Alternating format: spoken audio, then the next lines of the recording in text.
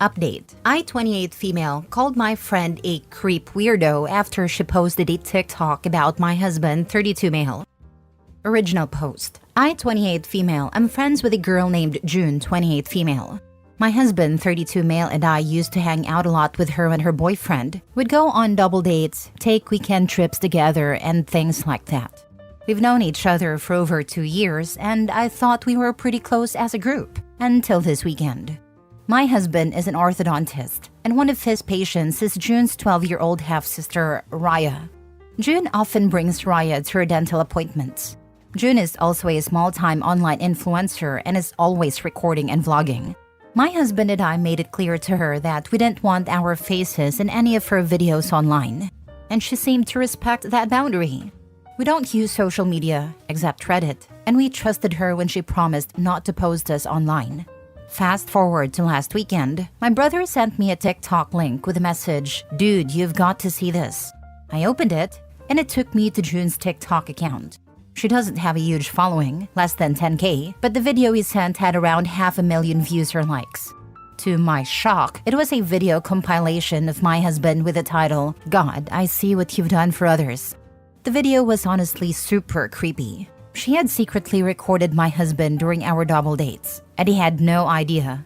In some clips, she'd start filming herself, then pan the camera to my husband giving a cutesy expression and mouthing words like, "Oh my God."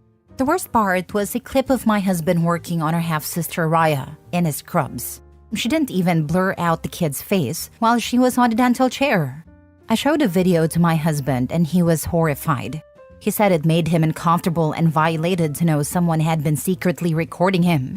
He was especially angry about being filmed while working on a patient. He texted June asking her to take down the video and delete any other videos she had of him.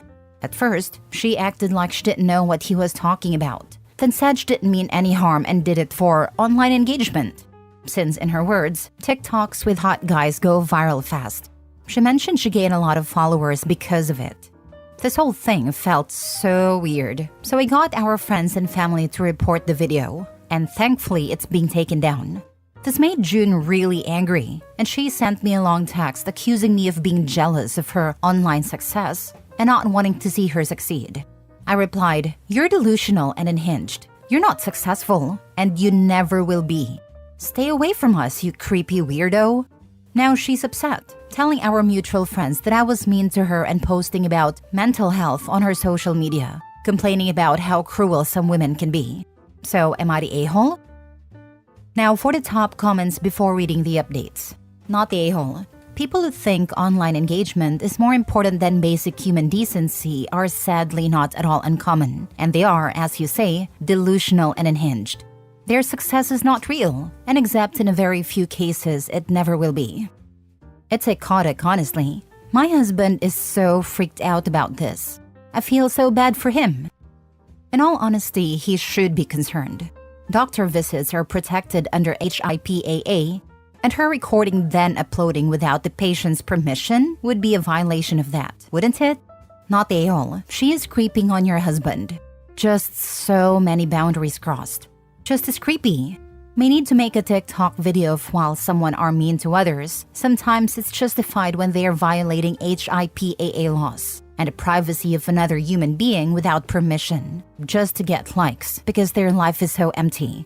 Not what a person looks like it doesn't give another right to post things about them. I am fat and would love to join a gym, but I'm scared too, due to social media nowadays. I don't want someone posting images of me online. Heck, I barely go out in public anymore. I know the feeling about the gym thing. In my area, they have gyms where recording videos is not allowed. Maybe try finding something like that.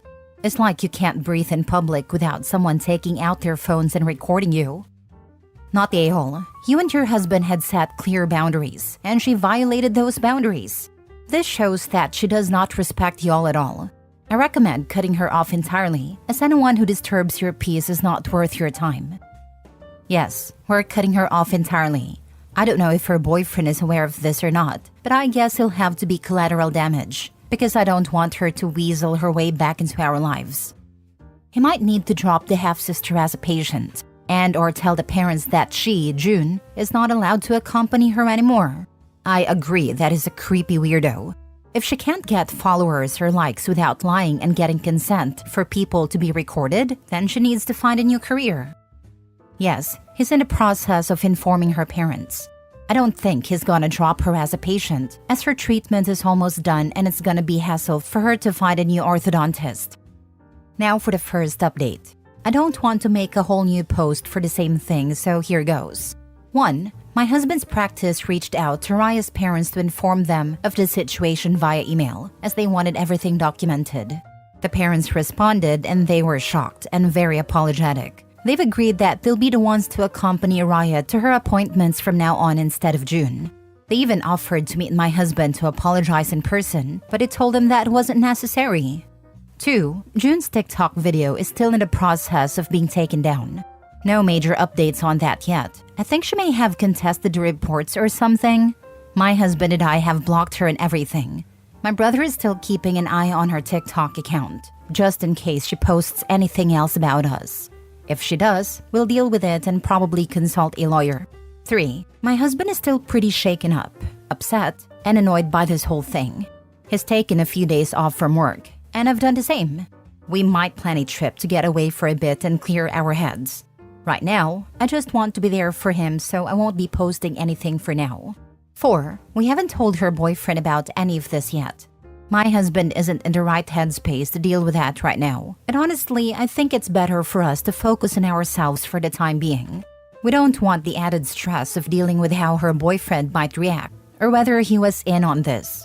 We'll inform him later when things settle down. I know it might seem selfish, but right now, this feels like the best choice. Thanks for all the responses. Second update a month later. Just when we thought the drama was over. Nope. We finally told June's boyfriend everything and he was shocked, hurt, and really confused. It turns out that June managed his social media accounts and he had no idea what she was posting. He thanked us for letting him know and we thought that would be the end of it. But then he asked to meet up because he needed to discuss something further. To be honest, we were really hesitant to meet with him. We were so done with the drama and didn't want to get sucked back in. But he seemed genuinely concerned and willing to listen, so we agreed. When we met, he told us he confronted June and she broke down, saying she loved him but claimed her obsession with my husband was all for social media clout.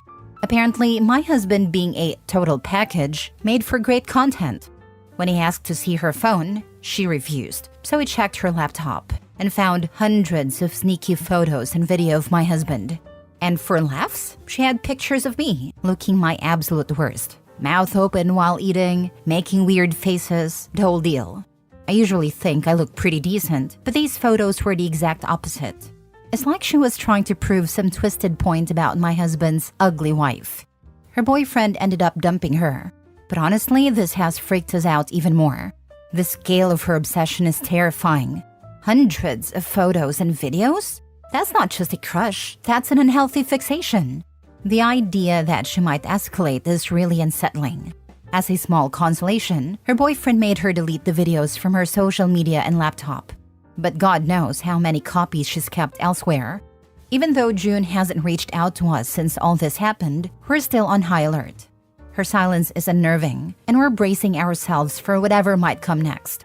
Hopefully, it really was just about social media clout and not some creepy, fatal attraction type obsession. It's crazy that she was friends with me for over 2 years. We hung out all the time, took weekend trips with her and her boyfriend, and had so many mutual friends. And no one had any idea she was doing this behind our backs. Either I'm terrible at reading people or she's really good at being sneaky and deceptive. I'm also mentally kicking myself for not noticing that someone was taking pictures of me. My husband and I definitely need to be more aware of our surroundings from now on. On a positive note, Raya's parents are really thankful to my husband for continuing to treat her after everything. That's it for now, and hopefully this is the end of the whole ordeal. Just be careful, OP. June sounds unhinged. We are. It's kinda scary though because she knows where we live, where we usually hang out, where I work, and where my husband works. Can the both of you start asking a coworker to head to your cars with you at the end of the day? Minimize how often the two of you are solo out in public. And maybe switch up where you're hanging out and install cameras outside your home. We have cameras outside our home. Great idea about the coworker thing. Man, this is some serious soap opera level drama. Like you said though, better to stay aware. No one likes being caught off guard. Hopefully it ends soon and you can move on. At least the parenting situation seems good. Raya's parents are wonderful. They were the ones who used to initially accompany Raya to her appointments.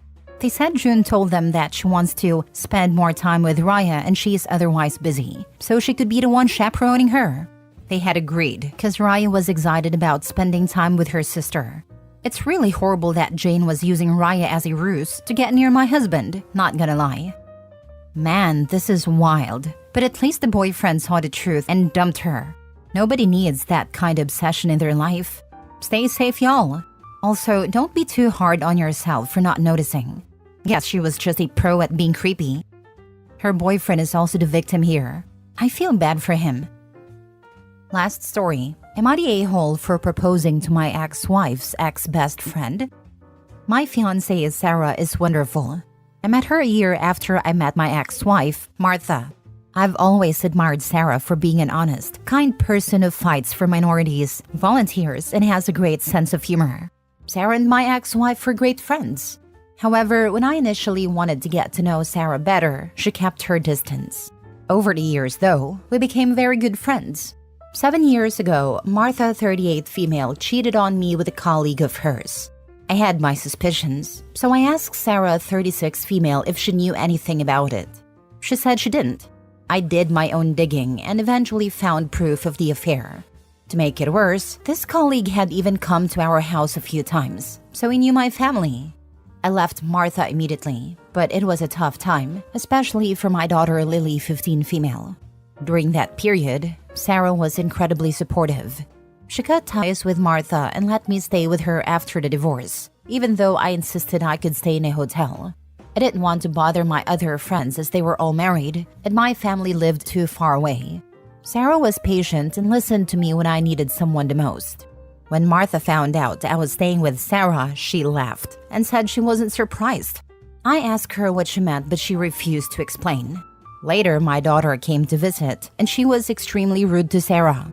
I asked Lily why she was acting like that, and she told me that her mother had said the reason for our divorce was because I was in love with Sarah. Furious, I called Martha, but she claimed she always knew I had feelings for Sarah and hung up on me. It had been years since I had felt a spark for anyone, but I began looking forward to coming home to Sarah. Eventually, we became a couple, and Sarah got pregnant. We now have a 5-year-old son, Caleb. When Caleb was born, Lily, who had always been unpleasant with Sarah, suddenly became calm and got along with Caleb really well. In fact, she's almost overprotective of him. When I discipline Caleb, Lily gets upset, takes him to her room, and locks the door. It's hard to spend time with my son when Lily is around because she monopolizes him. Sarah says I should be happy that Lily loves her brother, but it's a bit much. A week ago, I proposed to Sarah and she said yes. When Martha found out, she came to our house, furious. Thankfully, Sarah wasn't home at the time. Martha accused me of using Sarah's kindness to fuel my sick obsession with her. I told her she was crazy and had no idea what she was talking about. She then claimed that throughout our marriage, all I could think about was Sarah. She pointed out that every time I did something good for others, I justified it by saying Sarah would do the same. Martha went on, accusing me of only donating to certain causes because Sarah did, claiming I wasn't originally interested in movements like BLM, but pretended to be an expert because of Sarah. She said that during our social gatherings, I would always seek Sarah's attention and smile like a child when she was around. Martha also said that I refused to be intimate with her, and she believed it was because I was thinking about Sarah. She even claimed that I treated Caleb differently than I treated Lily, because I had always wanted a son, and it was Sarah who gave me that son. I was furious and told her to leave before she woke Caleb up. She laughed, saying I never cared about waking Lily when she was younger, but now I treated my son differently. She also insinuated that I was obsessed with Sarah's achievements. I was so angry that I told her to get out of my house. I haven't told Sarah about Martha's outburst. I admit that I've always admired Sarah, But I never thought of it as an obsession, and I definitely didn't plan on marrying Sarah while I was with Martha. It's true that I've always wanted a son, but that doesn't mean I don't love Lily. Martha cheated on me, so why am I being made to feel like the bad guy? I can't help but wonder, am I the a-hole? Now for the comments. Your ex-wife's infidelity led to your divorce, and it's important to remember that her choices were the catalyst for everything that followed. It's natural for you to seek happiness and love after such a betrayal. To be honest, I think OP had feelings for Sarah, but he never acted on them, and she also controlled herself. She kept her distance, and he admired her whether it was in a romantic or platonic way. The main culprit is the ex-wife, who couldn't handle her own insecurities and miscommunication that led to the ultimate path that destroyed her marriage and her daughter's home.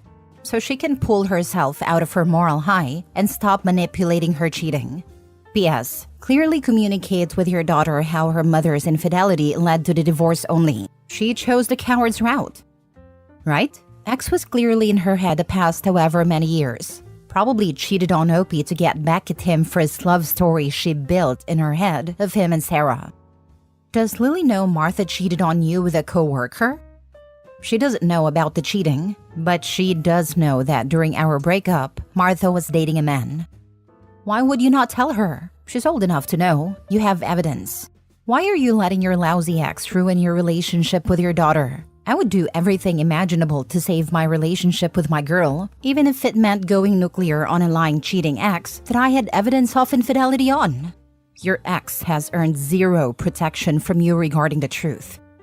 You're right. I think I wanted to protect my daughter. I thought that if Lily hates me and then when she learns of her mother's infidelity she hates her too, she'll feel even more betrayed. And I don't know if she'll be able to overcome that. To be honest, she didn't sound like such a great friend to your ex-wife, except when she initially kept her distance from you. Is it because she realized you liked her back then? Because the way you write about her, it seems really obvious. It was probably obvious to your ex as well. Your ex cheated on you, which was wrong, and her bestie proceeded to cut her off and offer you refuge, which is really odd. Within 2 years of your marriage breaking down, you then become a father again. So yes, it was all very quick. I may be wrong, but it sounds like your ex was already checking out of your marriage because of your obvious admiration of Sarah. You sound like you are marrying the woman you wanted all along. Yes, you're the a-hole and so is Sarah.